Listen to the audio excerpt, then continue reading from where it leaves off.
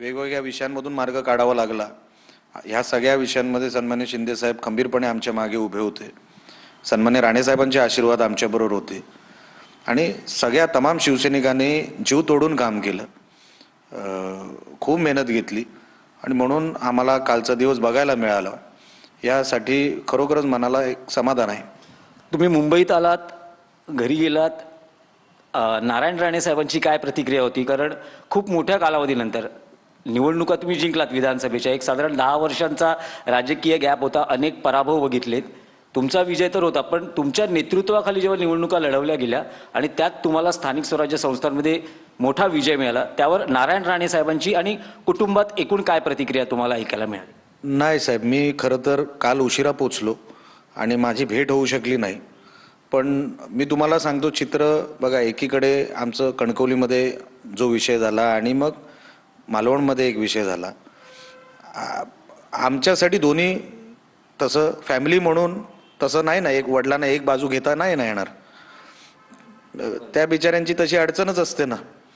म्हणून आम्ही सांगत होतो सुरुवातीला की ही युती झाली पाहिजे, सगळं एकत्र राहिलं असतं तर खूप एक वेगळा रिझल्ट मिळाला असता, सगळं आनंदाने झालं असतं।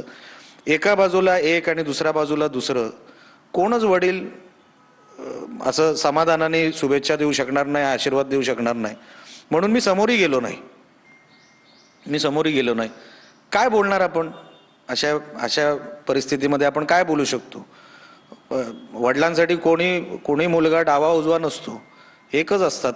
म्हणजे सगळ्या दोघांवर किंवा कुठल्याही वडिलांसाठी प्रेम हे प्रेम असतं, कुठल्याही मुलासाठी मुलीसाठी।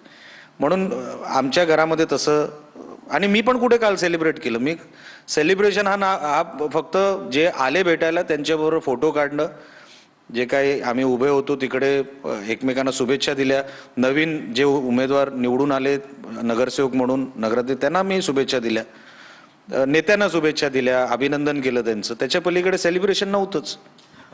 म्हणून कदाचित हा प्रसंग टाळण्यासाठीच राणे साहेबांची इच्छा होती की शिवसेना आणि भाजपने महायुतीत लढावं। 100% बघा, त्यांना कळतं की पुढे काय होणार, दूरदृष्टी असतेच ना नेत्यांमध्ये, एवढ्या वर्षांचा अनुभव त्यांच्याकडे आहे। त्यांना कदाचित माहीत असणार की हे असं चित्र होऊ शकतं, कोणाची तरी अडचण होऊ शकते, कुठेतरी पराभव होऊ शकतो, कदाचित माझाही झाला असता तरी त्यांना तेवढाच त्रास झाला असता। विषय कुठे होता की जिल्ह्यावर तुम्ही जिल्ह्याचं राजकारण करत असताना आपण पक्षामध्ये घेतलत ना, मग त्या नेत्यालाच संधी दिली पाहिजे। नेत्यांना घेऊन तुम्ही त्यांना घरी बसवणार, हाच प्रॉब्लेम झाला ना साहेब सुरुवातीला।